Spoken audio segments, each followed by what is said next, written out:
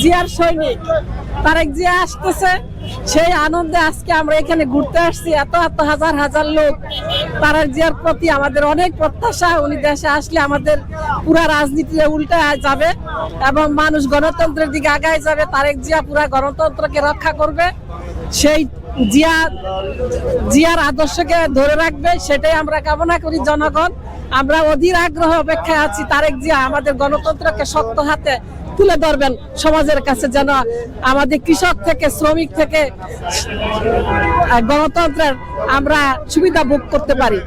সব কৃষক শ্রমিক অপেক্ষায় আছে তারেক জিয়ার জন্য, কারণ তারেক জিয়ার প্রতি মানুষের অনেক অগাধ বিশ্বাস এবং ভালোবাসা। সেই ভালোবাসার টানে আজকে আমরা এখানে হাজার হাজার লোক উপস্থিত হয়েছি। আমরা তারেক জিয়ার জন্য দীর্ঘায়ু কামনা করি এবং সুস্থ যেন দেশে আসে, ওনার সুস্থতা কামনা করি। আল্লাহ যেন ওনাকে নেক হায়াত দান করেন, উনি যেন আমাদের মাঝে সুস্থভাবে থাকতে পারেন, ওনার জন্য কোনো বিপদ না হয়। আমরা 18 কোটি মানুষ ওনাকে আমরা দেখে রাখবো, এটাই আমাদের প্রত্যাশা।